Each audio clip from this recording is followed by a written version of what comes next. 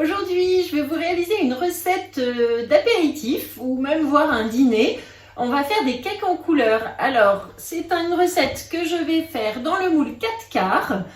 Très pratique pour faire 4 petits cakes puisque vous voyez il n'est pas très haut. Par contre on en fait 4 d'un coup. Donc vraiment super pratique à découper en petites portions pour l'apéritif ou à servir sur un buffet. Pour un dîner avec une salade, vraiment super pratique. Donc on fait une seule base et après on agrémente comme on veut. Donc là vite frigo, vite BeSave. Et là merci de BeSave d'avoir plein de petits pots dans le frigidaire.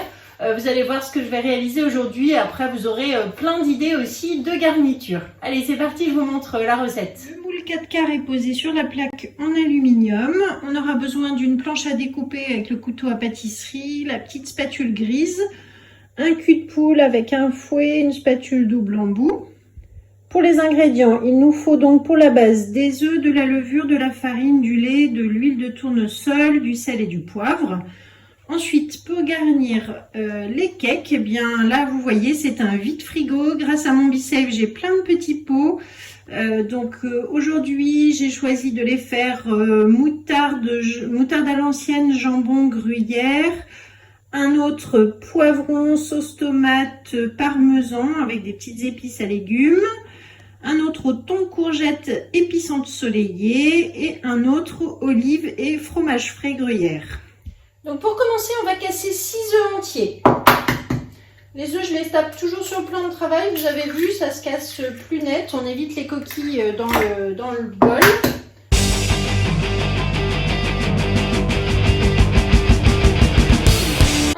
Je bats les 6 œufs au fouet.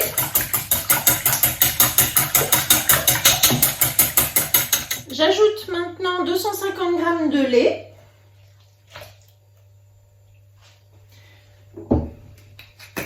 Du sel. Donc là, on fait une base pour les 4 cakes. On va mettre directement dans le moule. Je mélange au fouet encore.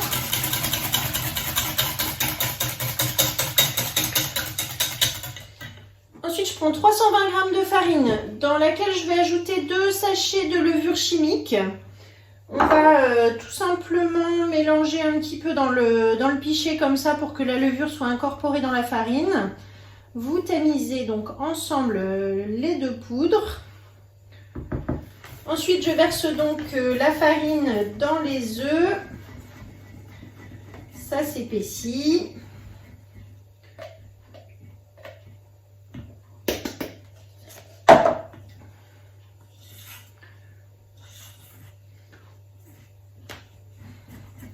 Le mieux quand même, c'est de prendre le grand cul de poule. Je ne sais pas pourquoi aujourd'hui j'ai pris le petit. Hop. Voilà.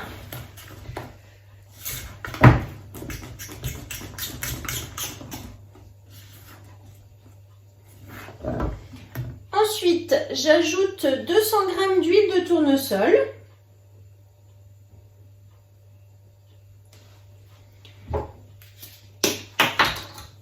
Et une pincée de poivre 5B.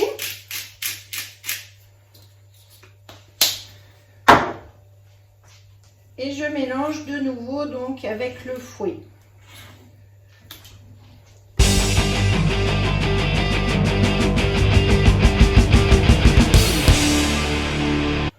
Voilà, donc lorsque la pâte est bien homogène, comme ceci, vous voyez, bien lisse, bien mélangée, on va récupérer le pichet verseur pour mettre donc la pâte dedans. Alors on ne met pas tout d'un coup, sinon ça serait compliqué après pour verser. Ensuite je prends mon moule et donc je répartis la préparation dans les 4 cakes. Donc une seule base de pâte.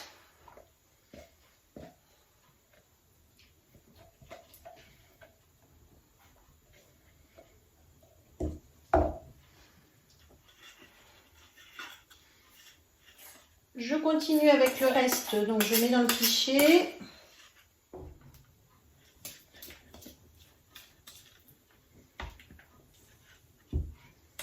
On revient sur les premiers, ça sera à peu près 270 g de pâte par cake. Voilà, donc si vous voulez mettre sur une balance, c'est possible. Et ensuite, vous pouvez équilibrer aussi la pâte en fonction de la taille de la garniture que vous mettez. S'il y a des gros morceaux, laissez un petit peu plus de place, par exemple. Donc là, ça y est, la pâte donc, est répartie. Je nettoie un petit peu mes bords de cake. Donc maintenant, je préchauffe le four à 180 degrés et je vais pouvoir remplir mes 4 cakes. Le premier, je vais lui mettre donc de la sauce tomate que j'ai conservée sous vide depuis déjà une semaine. Il restait un petit fond de pizza que j'avais faite, donc j'ai mis dans un petit pot. Hop, on ouvre et je vais pouvoir verser donc dans mon cake.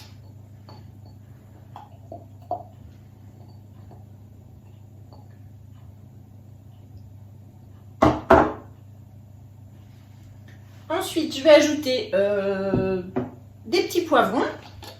Donc là, c'est du poivron que j'avais acheté, un petit poivron mariné, vous voyez, que je viens chercher avec la pince du chef. Bien pratique ça pour attraper les petites choses comme ça. Voilà. L'huile, je vais la garder, je l'utiliserai pour faire une vinaigrette. C'est très parfumé, donc c'est très bon. Je coupe en plus petit pour répartir. Alors vous voyez, il reste juste 2-3 petits bouts de poivron, mais ça va suffire dans mon cake. Et là, on va les mettre dedans.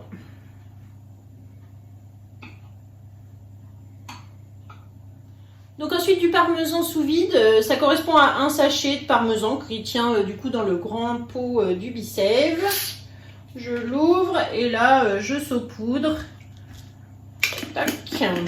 On remettra ça sous vide. Et je vais mettre donc des épices spéciales légumes pour agrémenter donc ce premier cake. Voilà, ensuite avec la petite spatule grise, je mélange mon cake.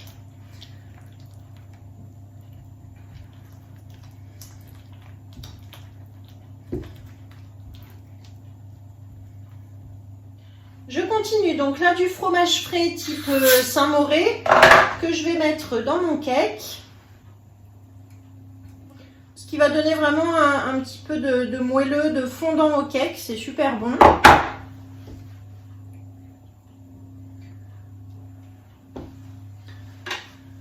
Ensuite, je vais couper donc des olives, pareil, petit reste d'olives que j'avais mis sous vide dans un petit pot du Bicève.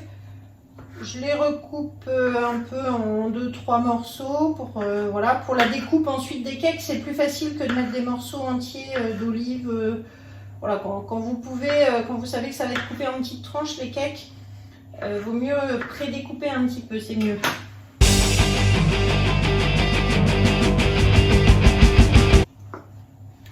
Et je vais ajouter du curry en poudre pour parfumer ce cake. Je prends ma petite spatule et je mélange. Donc vous voyez, vous ne salissez qu'un seul cul de poule pour cette recette. Le pichet verseur, spatule, voilà. Mais pas besoin de remettre dans des petits bols, hein. On met vraiment la pâte directement dans le moule. Et là, on assaisonne comme on a envie. Le troisième, je vais mettre donc une petite boîte de thon. Thon à l'huile classique. J'ai une courgette qui me reste ici sous vide, donc je vais pouvoir en récupérer un petit peu. Et découper, donc toujours sur ma planche, le couteau à pâtisserie, je vais couper quelques morceaux comme ça, quelques rondelles. Alors que je mets cru, parce que la courgette, vous savez qu'on peut aussi la manger crue ou cuite. Donc là, je vais assez rapidement sur cette recette. Du coup, elle va cuire de toute façon dans le cake, hein. Je fais des petits morceaux, des petits carrés comme ça.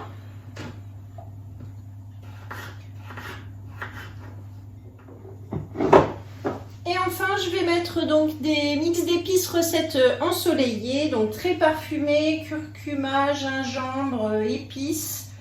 J'aime beaucoup ces petites mix d'épices là que vous trouvez sur la boutique ou sur le catalogue et qui sont vraiment super parfumées. Voilà, donc thon, courgette, épices ensoleillées. Et on enfin le dernier, on va le faire avec du jambon. Donc là, la charcuterie sous vide, c'est pareil, vous connaissez, c'est idéal. Ça se conserve super bien. On peut garder ça une quinzaine de jours. Ça change pas de couleur. C'est toujours aussi bon et ça fait toujours autant envie. Ce qui n'est pas forcément le cas quand vous conservez du jambon dans une boîte. Donc là, je vais découper des petits morceaux de jambon. Vous voyez, hein, même à peine une demi-tranche, ça suffit. Hein, c'est vraiment des petits cakes. On va faire un peu plus de gourmandise. Hop, elles sont très fines ces tranches-là.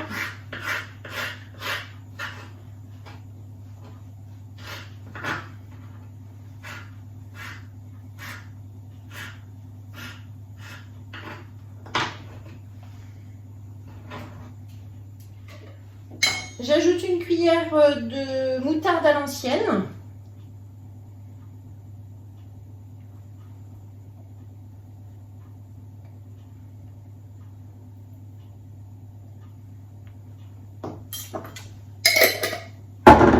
Et du gruyère râpé. Alors toujours pareil, gruyère râpé, il est toujours sous vide ici, hein, pas dans le plastique. On peut acheter 1 kg de gruyère et le conserver comme ça sous vide. C'est super pratique, ça se tient 3 semaines. 3 semaines sans problème, mais encore quand le gruyère arrive, aller jusqu'à 3 semaines. Voilà, donc je mélange pareil avec ma spatule.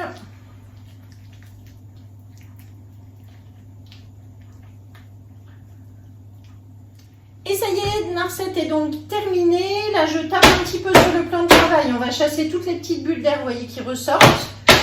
Hop, et on va faire cuire. Donc, on va commencer par faire cuire 20 minutes à 180 et ensuite, on va baisser à 160 et on poursuivra également 20-25 minutes. Et on se retrouve tout à l'heure pour le démoulage.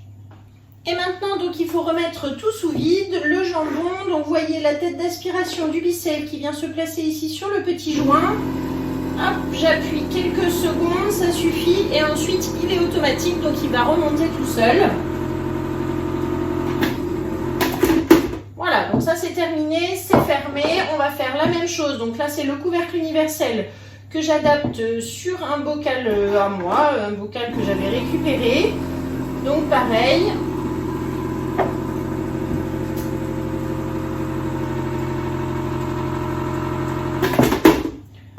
Ensuite, les olives dans le petit pot. Alors là, c'est assez rapide. Je le tiens parce que du coup, sinon, il ne va pas jusqu'en bas. Hop, le parmesan.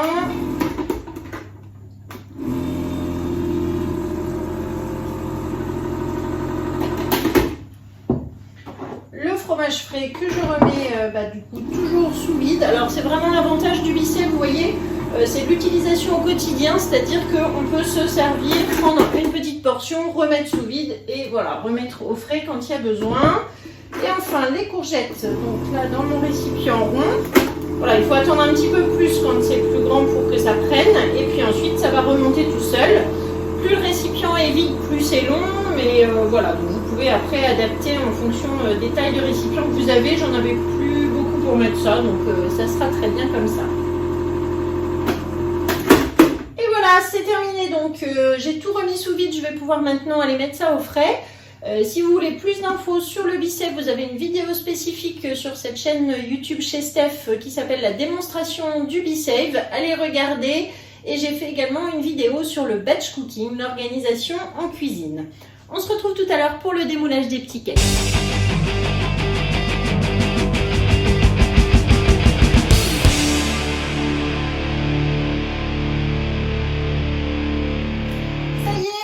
Sont cuits, donc voilà les 4 cakes que je vais démouler tout simplement là sur mon plat en bambou carré, bien pratique. Donc il suffit, hop, on retourne, on attend bien que ça refroidisse, vous voyez, pour les démouler facilement. Et là on a nos 4 cakes qu'on va pouvoir mettre sur notre plateau. On va les serrer un petit peu plus.